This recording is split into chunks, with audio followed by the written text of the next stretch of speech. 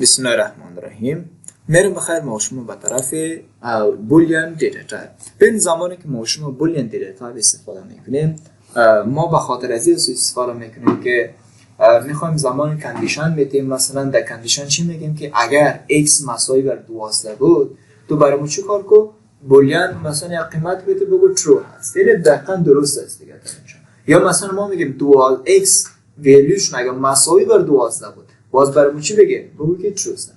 در غیر این صورت باز برای ما چی نشان بده؟ false. اما بدون از اینکه ما شما true false بگیریم دیگه اصلا کدام معنا نداره.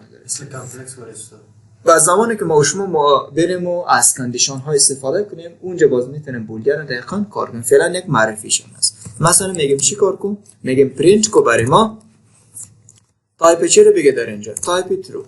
اگر براتون بول آمد یعنی مربوط بولیان میشه دیگه در اینجا، پس میگه کلاس چی است؟ بول. یا مثلا شما من در قسمت بگیم پرینت کو در اینجا برای ما و ایرا ما شما چی میگیریم در قسمت؟ فالس. حالا بیاین شما در اینجا میگه چی هست؟ یم بولیان هست و بولیان فقط یعنی دو قیمت بلتن داره، true false بلتن میباشد در اینجا. و حالا که از ما شما کار میکنیم که فقط میگیم که true و true رو با چی نشان بده براتون؟ true. اما اگر شما یک چیزی بیاین در اینجا بگین که پرینت کو برای ما true، این باز اشتباه هست و براتون چی میتون؟ name true is not defined. میگه آیا منظورتون یک true بود، بس خودش یک چیز براتون میگه، باز میگه آه یک چیزی، بس برو چیشه کلام میشه. یا بین بالای نزی اینجا براتون میگه رینیم میکنی، رفرنس ریپلیس میکنی، ایگنور میکنی. البته یک سری براتون خوبی است که دیباگ میته براتون، شما میتونید از اونجا استفاده کنید. خب میریم به طرف دیتا تایپ ست. درست است؟ بولیان تمام شد. به طرف چی میریم در اینجا؟ ست داره. ست که اصلا این کار داره ما شما ست میگه قیمتایشان که از ان آردر میباشه در اینجا. قیمتای ست میگه ان آردر تایپ است و این قیمتایشان میتونه که در زمانی که اجرا شوند میتونه تغییر کنه. یعنی شما برین یک بار پرینت کنین اما بعدا میتونه پس رو اد کنین یک قیمت، بعد تو میتونه یک قیمت ریموو کنین. هر وقتی که ما شما داشته مودیفای میگه هم اد میتونه و هم ریموو میتونین. شما قیمتاشون که هستن میگه یونیک میباشه، فقط یک تا قیمت داره، قیمت تکرار نداره. آردرش که هستن میگه undefined هستن، یعنی وقتی که اما قیمتاشون مثلا به ترتیب میاد اینا چه هستن؟ undefined، مشخص نیستن که چی و کجا ممکنه بیاید در اینجا.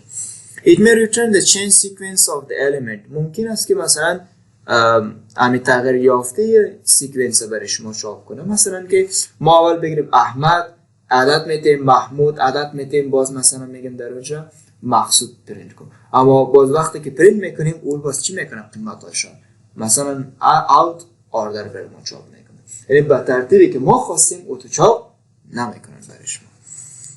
میگه به خاطر که بسازن شما نیاز به این دارین که یک بلتین فانکشن با نام ست را استفاده کنین در قسمت و قیمتاشون باید داخل کرول براکت به و با استفاده از کامل هم جدا میشود. نیم در اینجا ما شما قیمت میدیم. میگیم چی کار کو؟ قیمت میدیم x y مساوی باشن با کرول براکت در اینجا. صحیح. خب بگو انجینیر نام تا بگو. بصیر. من در اینجا ما شما میگیم بصیر. میگیم چی باشه در اینجا؟ بصیر. کاما میگیریم در اینجا میگیم یک، کاما میگیم که باشه در اینجا 3.14، کاما میگیم در قسمت باشه 66، کاما میگیم یک قیمت دیگر میدیم. ببین مثلا در اینجا ما شما چی میگیم؟ میگیم باشه پروین. صحیح. پس میگیم در اینجا ما شما ببین چند تا قیمت داریم اینجا، 1 2 3 4 5 تا قیمت داریم. میگیم که برای ما چه کار کنه در قسمت اینم رو پرینت بگیر. سه ما پرینت میگیرم، اصلا چیزی پرینت نمیکنه در اینجا. چرا انجینیر؟ پس میگیم در اینجا ما شما چی میگیم در قسمت میگیم پرینت کو برای ما چرا x y پرینت بگیر. حالا میرین شما میگه یک بصیر 3 و یک چیزی. حالا ببین شما را چند چیز بیاریم در اینجا. ما چی کارا میتونستیم در قسمت میگفتیم که اگر ست خالی چاپ کنه یک ست خالی میگیریم در اینجا. مثلا میگیم زی مساوی میشه با اینم که ست چی هستن؟ ست خالی است. این موشن برام چت میکنیم ست خالی. درست است؟ ست خالی اگر ما به این ترتیب بگیریم اصلا هیچ کدام گپی نداریم در اینجا، ولی به این ترتیب وقتی ما شما بگیریم در اینجا بازی برام چت میشه empty ست یاد میشه. فعلا بیام به همین ترتیب برو بگه برو در قسمت رنش کو در اینجا ایج اصلا کدام گپی نداره. بیا در اینجا بار بگو که پرینت کو برای ما چی زائد پرینت کو. میره پرینت میکنه میگه چی سن فقط هم قوسش میگه ما ببینید ست خالی پس میگه ست پارتو قوسش پارتو. ایرون بیا در اینجا چی میگن ست امتیست میگه اصلا کدام قیمت نداره. زمان اگر خواستین یک خالی پرینت کنین خب پشت از این نمیگرد.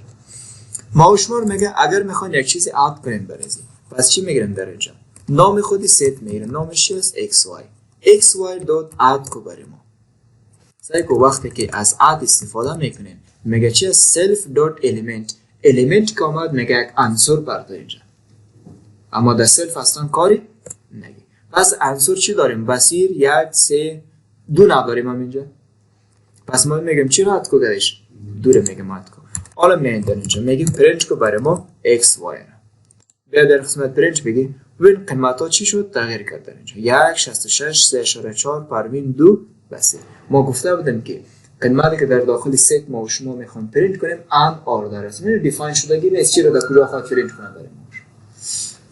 بعدش میخوام یکی رو ریموو کنیم از اینجا میگیم xy dot remove بگیم در ریموو میگه شما الیمنت رو ریموو کنیم پس میگیم درست است. نه چی رو ریموو میکنیم میگیم برو 3.14 ریموو کن.